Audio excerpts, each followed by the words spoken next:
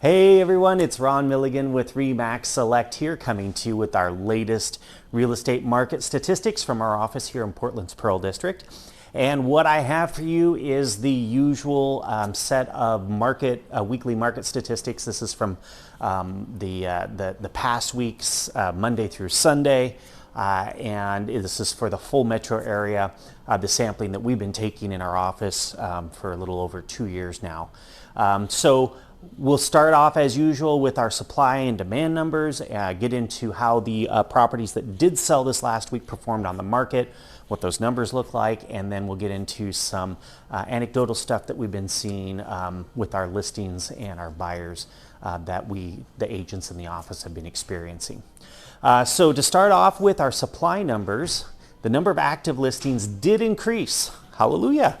It came up about 109 listings versus the previous week. Last week we're at 1910. This week we're at 2019. And that's a good thing. If you remember, I keep talking about this week after week. Last year, about the third week in March, we started this increase in the number of active listings week after week after week. It had been a bit of a story leading up to this point where the number of active listings had stagnated or actually decreased for a couple of weeks. So it's normal to see the number of active listings increasing at this point, and we'll probably expect to see those listings increase through the balance of the summer. Comparing this year to last year, the number of active listings is down 10.3%. So we still have a suppressed number of active listings for buyers to choose from this year versus last year. The number of pending deals is up. If you remember last week, that number was down a little bit. It was kind of a stagnant number. This week we're up from 5,096 to 5,200. And if we're comparing this year to last year, the number of pending deals is actually down 14%. The number of new pendings, though, this I think was kind of interesting, stayed relatively strong this year versus last year. And I'm going to post a video about lockbox opens and presumably the number of showings that represents this year versus last year. In that video, we're going to see that the number of lockbox opens is down. On the other side, though, on the other hand, the number of pending deals, the new pending transactions that we wrote this last week, is relatively strong. So the new pendings this last week, 943. I went back and looked at my notes from roughly the same period last year. That number was 952. So 943 versus 952. Not that much of a difference. So the properties that did sell, how did they do on the market? So we had 658 properties that did sell. That's down from the previous week of 720. And this time we are underperforming versus last year. If you remember, over the last 4 or 5 weeks, we've actually been outperforming last year with the number of properties that have been selling. So this year, 658. Last year, that number was 687. More than this year, not much more, just a little bit more, but still more than we sold this year. So we sold more last year than we did this year. So we'll watch that number and see if that changes or if it stays on target there.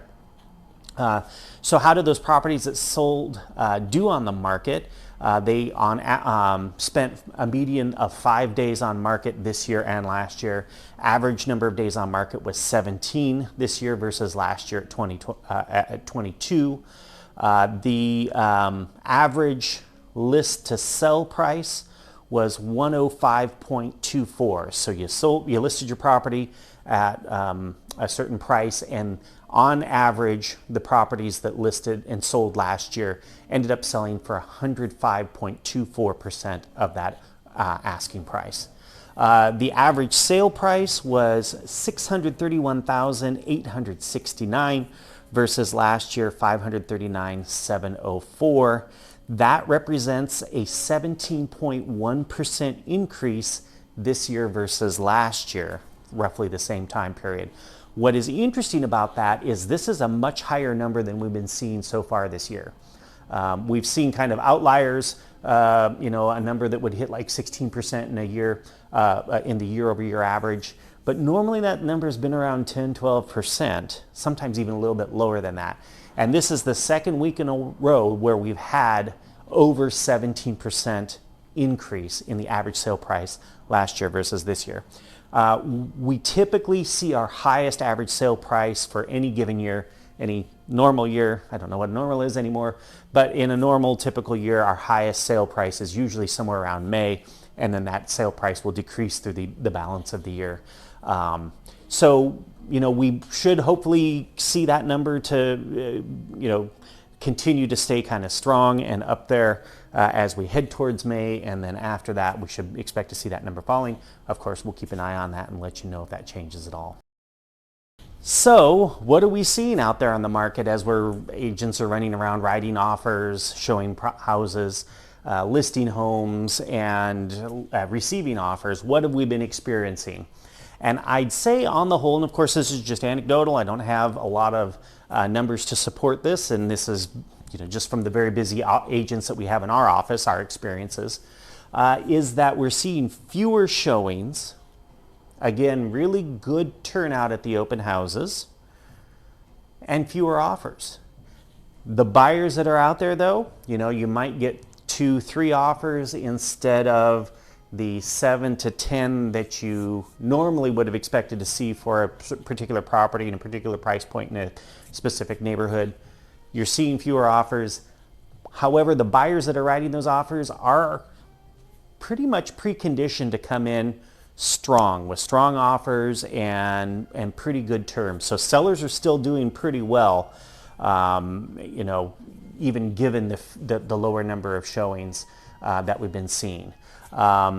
Those sellers who tend to push the values when they list, because it is the seller that makes that decision. We agents give them the information that we have. We give them our best advice. We give them the risks and the possible gains in each scenario. But sellers are the ones that ultimately determine what they want to list their homes for. And those that are being a little aggressive, feels like they're getting punished with very few showings or far fewer showings, and sometimes no offers at all. So, we're advising our sellers to be pretty careful about their pricing, not to be too aggressive, and to, allow for buyers who are conditioned to look for properties below budget to be able to see that price and say, I can still go X number of dollars over. Because like I said, they're conditioned not to write offers at the asking price, but to expect that they need to write over the asking price.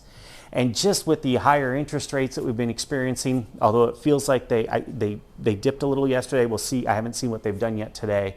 But with the higher interest rates that buyers have been experiencing, they don't seem so gung-ho to go so far over the asking price.